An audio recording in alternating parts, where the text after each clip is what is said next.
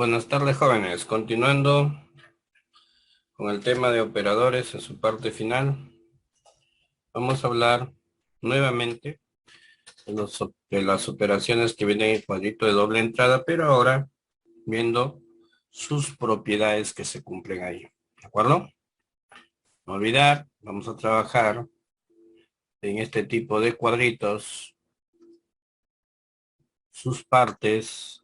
Importante reconocer la fila de entrada de datos, la columna de entrada de datos y el famoso cuerpo de la tabla.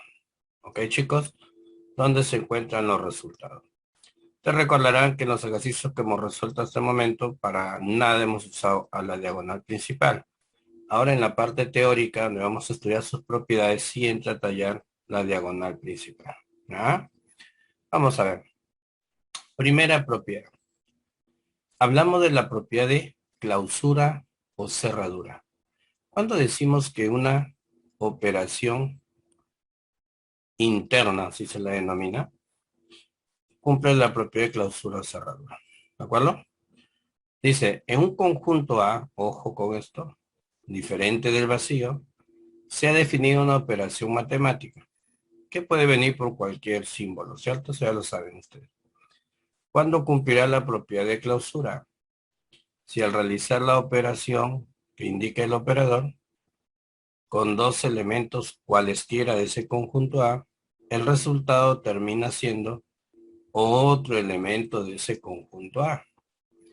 ¿Qué significa, profesor, entonces? Que para que una operación cumpla la propiedad de clausura o cerradura debe estar definida en primer lugar en un conjunto. ¿De acuerdo? Y tanto los elementos que vamos a analizar o los operandos como le llamábamos nosotros, los operandos deben ser elementos tomados del conjunto A.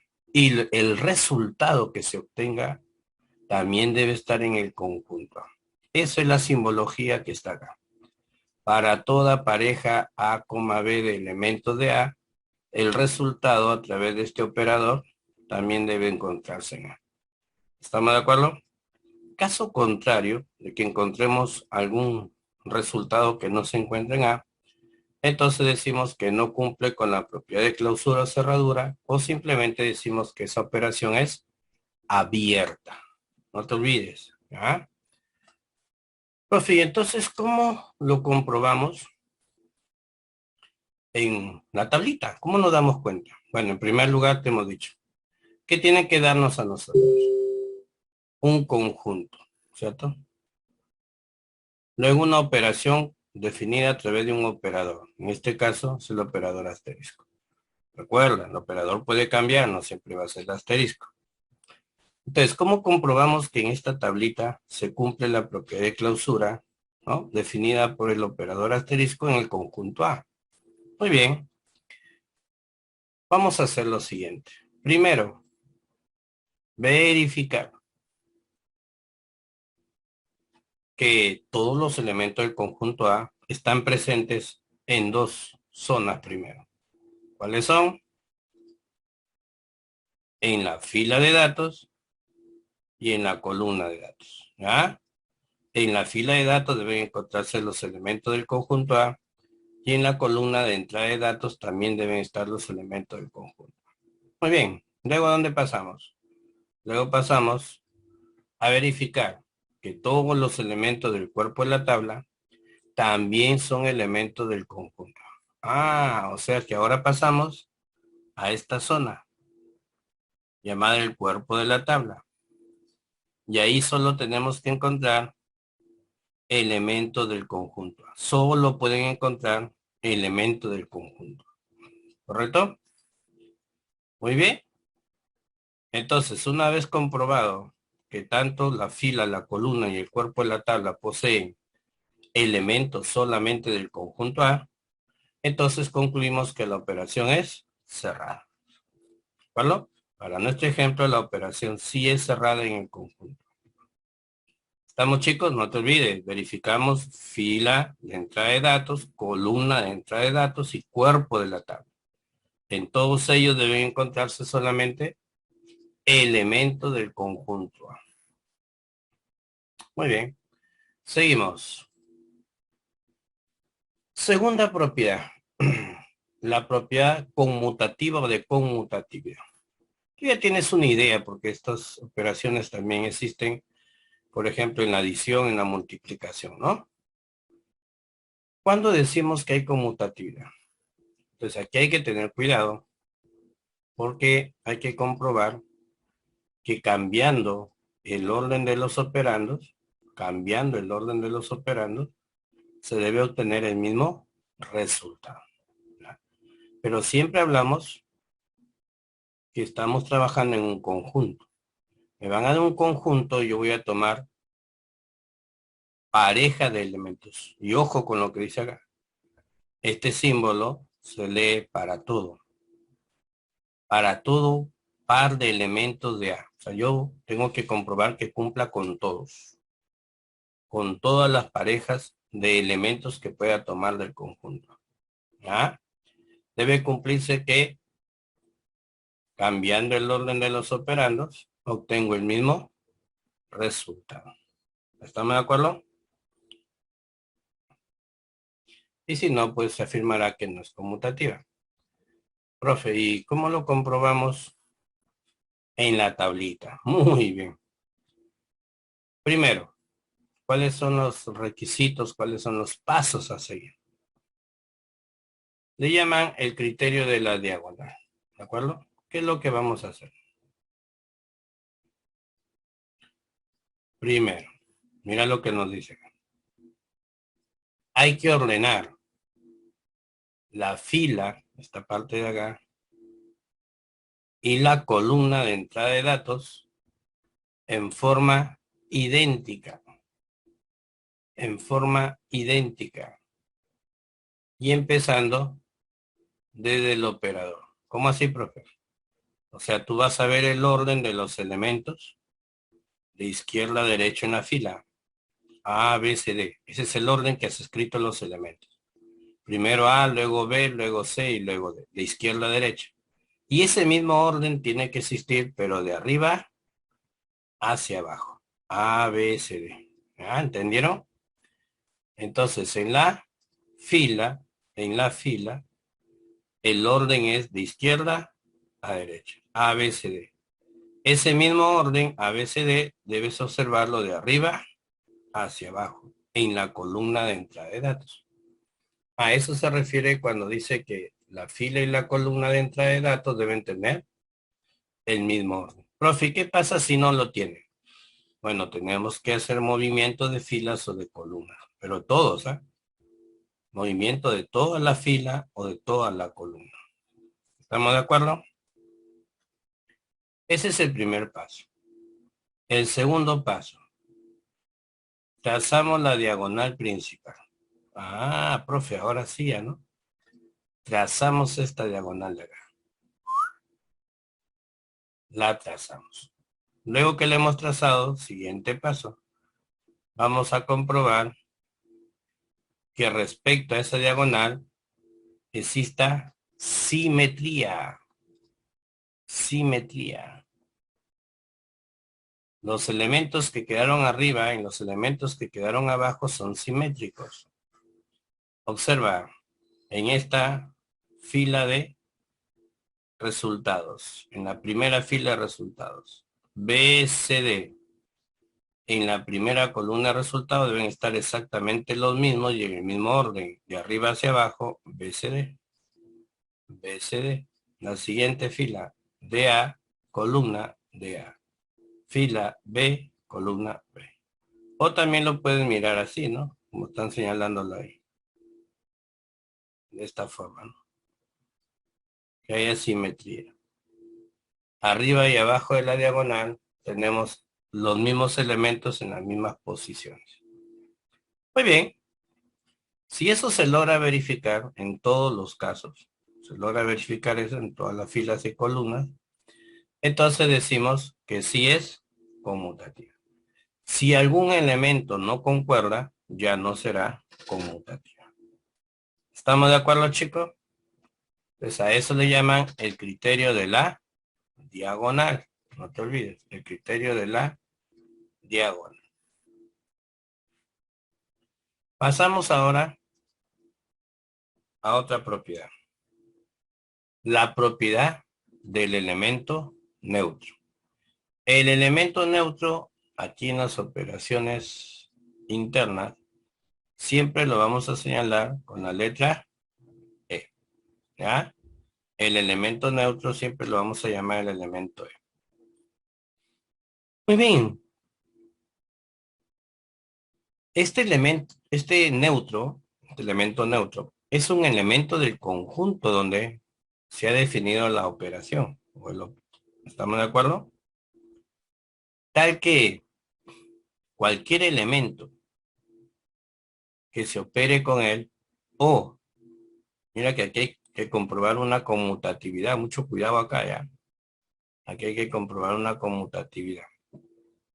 Un elemento operado con el neutro o el neutro operado con ese elemento, el resultado es el primer elemento. El neutro no afecta al resultado final. ¿Ya? Ahora, mucho cuidado con este simbolito. Este simbolito nos indica que solo puede existir un solo neutro. Existe un solo neutro, uno solo, no pueden haber dos. ¿Ya? Ese es el mensaje, la interpretación de este símbolo. Existe un único elemento neutro que es elemento del conjunto A, tal que para todo elemento del conjunto A, cuando el elemento del conjunto A se relaciona o se opera con el neutro, o viceversa el neutro con ese elemento, el resultado es el mismo elemento. ¿Ya?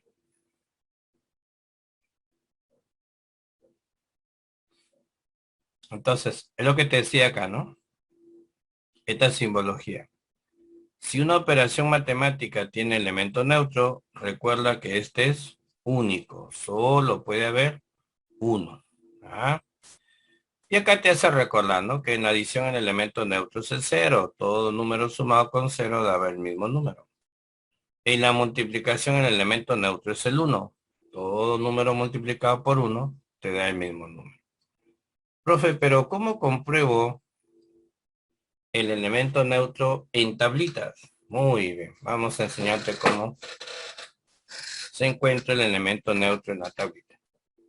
Muy bien, ya tenemos acá nosotros el conjunto con sus elementos y la tablita. ¿De acuerdo? ¿Cuáles son los pasos a seguir? Vamos a ver. Primero, ubicar en el cuerpo de la tabla una columna igual a la columna de entrada de datos. ¿Cómo así, profe? Muy fácil. Mira tu columna de entrada de datos y busca una igualita, sí, en esa misma posición. A, B, C, D, de arriba hacia abajo. A, B, C, D. Tienes que encontrar una, pero en el cuerpo de la tabla. Una igualita, ¿ya?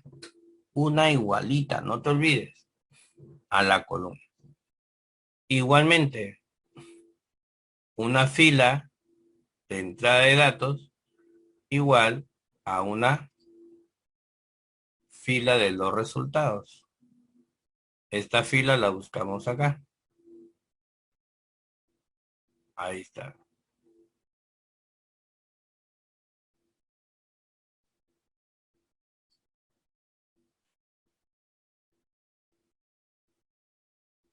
Y donde se intersectan, ese sería el elemento neutro.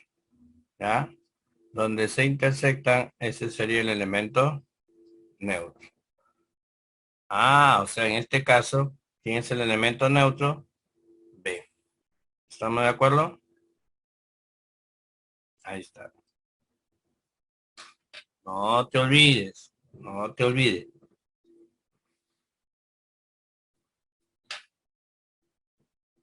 Muy bien, mi chico.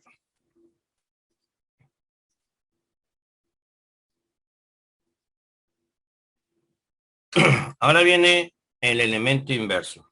Pero ojo, que para poder hallar el elemento inverso, necesitamos obligatoriamente conocer al elemento neutro. Es importantísimo que nosotros primero tenemos que haber encontrado el elemento neutro. Vamos. ¿Cómo se denota, no? Elemento inverso se va de esta manera. Mucho cuidado. Y algunos cuando ven eso ponen 1 sobre A y van a buscar en la tabla 1 sobre A y no hay, ¿no? No es correcto. No es así. Es una notación que indica elemento inverso. En una operación con elemento neutro, tiene que haber elemento neutro. Tenemos un elemento de A, de modo que para él existe su inverso que también está en A. O sea, también tiene que ser elemento de A. Tal que al ser operado tanto a la derecha como a la izquierda de A, da como resultado el elemento neutro. Ahí está. ¿Ve? Dado un neutro en el conjunto A, tiene que haber elemento neutro. Para todo elemento del conjunto A, existe un elemento inverso que pertenece al conjunto A. Tal que ese elemento operado con el inverso o el inverso operado con el elemento nos da el neutro. No te olvides, el neutro nos va a ayudar. No usa el símbolo a la menos 1 para pasarlo como 1 sobre A. Mucho cuidado, no vayan a confundirlo. ¿Ya? Este símbolo se nota inverso del elemento A. No es invertir 1 sobre A. Eso no lo vayan a hacer. Y, profe, ¿cómo lo comprobamos? En la tablita. Ahí sí, prestar mucha atención, por favor. Mucha atención. ¿Qué hemos dicho? ¿Qué es lo primero que tenemos que haber hallado? El elemento neutro. No te olvides, el elemento neutro. ¿Ah? Listo. ¿Cómo hallamos el elemento neutro? Ya sabes, buscas una fila en el cuerpo de la tabla igual a la fila de entrada de datos de una columna igual a la columna de datos. Donde se intersectan, ahí está el elemento neutro. ¿De acuerdo? El elemento neutro en este caso es C. Muy bien, ya encontramos el elemento neutro. ¿Y luego qué hago? Mira cómo encontramos, mira lo que hacemos para encontrar el elemento inverso de A, el elemento inverso de B y el elemento inverso de C. ¿Qué es lo que se hace? Primero, el A, que es el elemento al cual quieres calcularle su inverso, lo ubicas en la columna. ¿Ya? Lo vas a ubicar en la columna. Ahí está. Y al operarlo con el inverso debe darte el neutro que es C. Este inverso lo tienes que localizar en la fila de datos. Por eso es que se hace esto. Observa lo que se hace. Una vez que ubico este elemento A, al cual quiero calcularle su inverso, pero esto se ubica en la columna, no te olvides. En la columna, lo ubicamos en la columna, ahí está. Vamos en busca del neutro. Vamos en busca del neutro. Una vez que lo encontramos, levantamos los ojitos hacia arriba. Y ese es su elemento inverso. ¿Estamos de acuerdo? ¿Cómo sería para el caso de B? ¿Quién sería el inverso de B? Entonces tú sabes que B operado con su inverso debe darte el neutro que es C. Ubicas el B acá. Horizontalmente avanzas hasta encontrarte con C. Justo ahí está cerquita. Y levantas los ojitos hacia arriba. Es el elemento A. ¿De acuerdo? Ya, entonces, ¿cómo sería el inverso de C? Vamos en busca, no te olvides, una vez que ubicamos a este C que quiero calcularle su inverso, lo ubico en la columna, me voy horizontalmente hasta localizar al neutro y levanto los ojitos hacia arriba. El inverso de C es C. ¿Ya, chicos? Como acá te han preguntado, calcula el inverso de A, el inverso de A sería B, para ese ejemplo. Muy bien, chicos, por favor, practiquen. Esto es las propiedades. Nos encontramos mañana en clase. Chaucito, cuídense.